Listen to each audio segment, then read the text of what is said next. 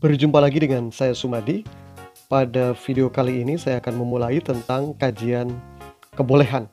Jadi apa yang boleh dan apa yang tidak boleh. Untuk tema pertama adalah kebolehan nikah beda agama. Apakah nikah beda agama itu boleh atau tidak? Mari kita bahas secara singkat bersama-sama. Nah, semua agama secara normatif teologis tidak membolehkan adanya pernikahan beda agama. Secara yuridis, telah ditetapkan ketentuan Undang-Undang Nomor 1 Tahun 1974 tentang perkawinan dengan seperangkat aturan pelaksanaannya. Dasar pokok yang terdapat dalam Undang-Undang Nomor 1 Tahun 1974 adalah bahwa perkawinan adalah sah apabila dilakukan menurut hukum masing-masing agamanya dan kepercayaannya itu. Tetapi di Indonesia masalahnya adalah yang berpenduduk majemuk, beragam suku, ras, dan agama, di dalam realitasnya tidak terbendung lagi terjadinya ikatan percintaan, bukan sekedar beda suku dan ras, tetapi juga beda agama yang diwujudkan dalam pelembagaan pernikahan, yaitu nikah beda agama. Nah, belum lagi dengan perkembangan globalisasi zaman modern dan era 4.0 atau bahkan era 5.0 yang ciri utamanya dunia makin terintegrasi. Batas-batas dan sekat-sekat antar negara yang makin kabur, pergaulan yang makin multikultur, dan interaksi yang intens antar individu dari berbagai latar budaya dan agama tak terhindarkan. Cinta kadang melampaui itu semua, sehingga terjadilah nikah beda agama di berbagai negara dan umat beragama. Seperti juga terjadi di Indonesia, dari mulai artis sampai dengan orang biasa. Menarik sekali tulisan Ernie Suhasti, SY, tentang harmoni keluarga beda agama di Melati, Sleman, Yogyakarta. Artinya apa? Bahwa pernikahan beda agama itu dalam praktik dan realitasnya di kalangan umat beragama di Indonesia itu telah terjadi. Oleh karena itulah nikah beda agama harus mendapat respon positif dari agama. Nah, kalau begitu apa nikah beda agama? Nah, pernikahan menurut Undang-Undang Nomor 1 Tahun 1974 adalah ikatan lahir batin antara seorang pria dan wanita sebagai suami istri dengan tujuan untuk membentuk keluarga atau rumah tangga bahagia dan kekal berdasarkan ketuhanan yang Maha Esa. Nah, kompilasi hukum Islam pasal 2 dinyatakan bahwa perkawinan menurut hukum Islam adalah pernikahan, yaitu akad yang sangat kuat atau mitsaqun ghalidh untuk menaati perintah Allah dan melaksanakannya, sehingga nikah dikategorikan sebagai ibadah. Nah, nikah beda agama adalah pernikahan yang dilakukan oleh seorang pria dan wanita yang beda agama. Pada umumnya, pernikahan berbeda agama terjadi pada dua masalah utama, yaitu pertama, pernikahan antara laki-laki non-muslim dengan wanita muslimah. Yang kedua, pernikahan antara laki-laki muslim dengan wanita non-muslimah. Nah, pertama ketentuannya nikah beda agama itu adalah nikah beda agama terlarang. Artinya nikah beda agama itu dilarang. Nah, pertama, pernikahan pria muslim dengan wanita musyrik dan wanita murtad. Mayoritas ulama sepakat bahwa seorang pria muslim haram hukumnya menikahi wanita musyrik dan wanita murtad. Yang kedua, pernikahan antara perempuan muslimah dengan laki-laki non-muslim. Ijma di kalangan ulama fikih bahwa pernikahan dengan kategori ini hukumnya juga haram. Nah, dasarnya adalah surat Al-Baqarah ayat 221, juga hadis, juga berbagai ketentuan fikih. Nah, dalam surat Al-Baqarah ayat 221 dijelaskan bahwa dan janganlah kamu menikahi wanita-wanita musyrik sebelum mereka beriman. Sesungguhnya wanita budak yang mukmin lebih baik dari wanita musyrik, walaupun dia menarik hatimu. Dan janganlah kamu menikahkan orang-orang musyrik dengan wanita-wanita mukmin sebelum mereka beriman. Sesungguhnya budak yang mukmin lebih baik dari orang yang musyrik, walaupun dia menarik hatimu. Mereka mengajak ke neraka, sedang Allah mengajak ke surga, dan ampunan dengan izinnya. Dan Allah menerangkan ayat-ayatnya, perintah-perintahnya kepada manusia supaya mereka mengambil pelajaran. Berdasar pada Al-Quran ini, Majelis Ulama Indonesia dalam Musyawarah Nasional 2 pada tahun 1980 telah menetapkan fatwa pernikahan beda agama. Hukumnya haram. Bahkan sepanjang sejarahnya MUI telah 2 kali mengeluarkan fatwa seputar haramnya kawin beda agama. Pada 28 Juli tahun 2005, setelah sidang dalam Musyawarah Nasional MUI ke-7, keluarlah fatwa MUI nomor 4/Munas/7 MUI tahun 2005 tentang perkawinan beda agama yang menetapkan hukumnya haram. Nah, kemudian juga Nahdlatul Ulama atau NU, Ormas NU ya, juga telah menetapkan fatwa terkait nikah beda agama.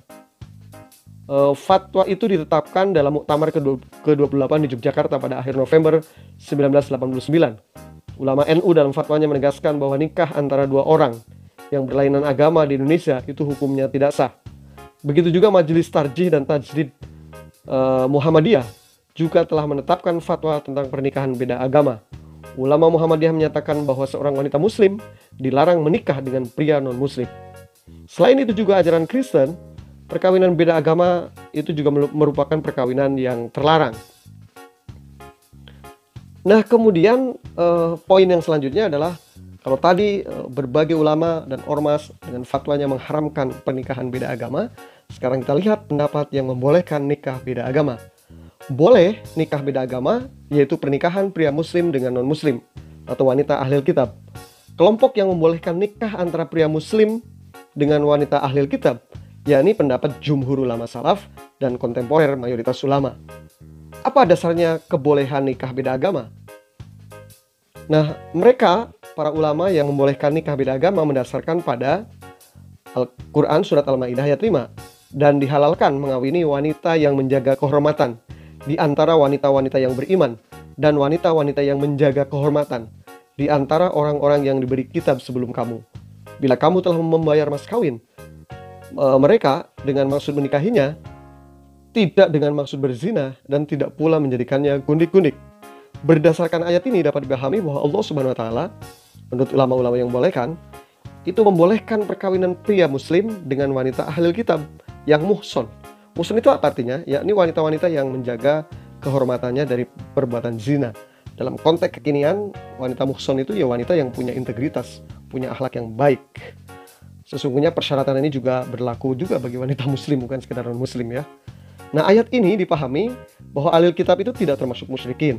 Surat Al-Baqarah ayat 221 bersifat umum, sedangkan surat Al-Maidah ayat 5 berfungsi mengkhususkan keumuman surat Al-Baqarah ayat 221 yang telah kita bahas sebelumnya.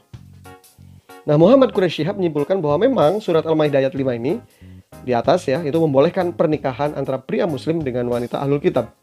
Tetapi izin tersebut adalah sebagai jalan keluar karena kebutuhan mendesak ketika itu, di mana kaum muslimin sering bepergian jauh, melaksanakan jihad, tanpa mampu kembali kepada keluarga mereka. Sekaligus juga menurut Quraisy Shihab bahwa pernikahan beda agama adalah tujuan utamanya adalah tujuan dakwah. Nah, Yusuf Al-Qaradawi membolehkan tetapi sekaligus mewarning atau memberi catatan peringatan. Jadi menurut Yusuf Qaradawi boleh menikahi wanita non-muslim kitabiah. Tetapi wanita itu ahli kitab yang benar-benar berpegang pada ajaran samawi, tidak ateis dan tidak murtad. Yang kedua yang dipersyaratkan oleh Yusuf Qaradawi adalah wanita ahli kitab ini harus muhsanah, memelihara dirinya dari perbuatan zina. Ketiga, ia tidak kitabiah harbiah. Artinya hal ini berarti bahwa kitabiah zimi hukumnya boleh. Artinya bahwa ahlul kitab ini bukan ahlul kitab yang sedang memerangi atau dalam peperangan, konflik gitu. Kemudian yang keempat, dipastikan tidak terjadi fitnah baik dalam kehidupan rumah tangga, terlebih dalam kehidupan sosial masyarakat. Artinya Yusuf Qaradawi itu membolehkan pernikahan dengan perempuan, pernikahan beda agama, tetapi persyaratannya cukup ketat. Tapi intinya ya bahwa wanita calon mempelai itu adalah seorang wanita yang baik-baik, punya akhlak yang tinggi, punya integritas ya, dan punya religiusitas yang baik. Itu yang dipersyaratkan oleh Yusuf Qaradawi. Sekali lagi ini juga sebetulnya kalau toh tidak nikah beda agama atau nikah seagama juga syarat-syarat ini penting untuk calon pengantin baik pria maupun wanita. Nah, bahkan Ibnu Jarir At-Tabari ini sangat menarik. Dia mengatakan bahwa perempuan musyrik ya, yang dilarang dinikahi adalah perempuan musyrik dari bangsa Arab saja. Jadi menurut Ibnu Jarir At-Tabari, jadi perempuan musyrik yang haram dinikahi itu hanya perempuan musyrik bangsa Arab. Mengapa? Karena sejak semula mereka tidak mengenal kitab suci dan merupakan penyembah berhala. Artinya dalam konteks kekinian mereka bukan orang yang punya religiusitas yang baik, punya integritas yang baik. Dengan demikian menurut At-Tabari, perempuan musyrik dari bangsa non-Arab ini menarik ya, yang memiliki kitab suci atau semacam kitab suci seperti bangsa-bangsa India, Cina atau Jepang, termasuk bisa jadi Indonesia, itu boleh dinikahi oleh laki-laki muslim. Pendapat Ibnu Jarir ini kemudian didukung oleh Muhammad Abduh dan Rashid Ridho.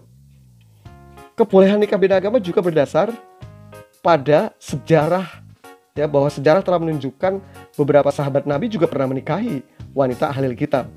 Pada zaman Nabi ada beberapa sahabat yang melakukannya. Mayoritas sahabat kecuali Abdullah bin Umar telah sepakat bahwa menikah dengan non-muslim ahlul kitab itu hukumnya boleh. Oleh karena itu, dalam praktiknya beberapa sahabat dan tabi'in yang mereka pernah menikah, ya, dengan wanita ahlul kitab atau non-muslim. Dari kalangan sahabat antara lain adalah Utsman bin Affan, Tolhah ibnu Abbas, Jabir ibnu Huzaibah. Sedangkan dari kalangan tabi'in antara lain adalah Ibnu Musayyab, Sa'id ibnu Zubair, Al-Hasan, Mujahid, Tawus, Ikrimah, Asy-Sya'bi, dan Ad-Dahhak. Praktik-praktik sahabat ini sesungguhnya sama dengan atau sejalan dengan dasar hukum yang mendasari menikah beda agama, yaitu Undang-Undang Hak Asasi Manusia nomor 39 tahun 1999, bahwa dijelaskan dalam Undang-Undang HAM terdapat 60 hak sipil warga negara yang tidak boleh dikurangi oleh siapapun. Di antaranya adalah memilih pasangan, menikah, berkeluarga, dan memiliki keturunan. Teman-teman, demikian pembahasan tentang kajian kebolehan dan ketidakbolehan pertama tentang nikah beda agama. Kesimpulannya, ada ulama yang membolehkan, ada ulama yang melarang. Ulama-ulama yang membolehkan, dasar hukumnya, argumentasinya didasarkan juga oleh Al-Quran, ya, kemudian oleh praktik sejarah, kemudian juga bahwa tren ke depan memang tidak bisa dibendung lagi bahwa pernikahan beda agama pasti akan terjadi dan terus terjadi karena semakin globalnya keadaan, semakin terintegrasinya proses interaksi yang itu melibatkan suku, ras, agama, berbagai bangsa, berbagai individu yang sangat intens, dan itu sangat dimungkinkan akan terjadinya pernikahan beda agama. Nah, bagi teman-teman silahkan pendapat-pendapat ini menjadi bahan diskusi dan renungan. Bagaimana menyingkapi pernikahan beda agama khususnya di Indonesia. Terima kasih.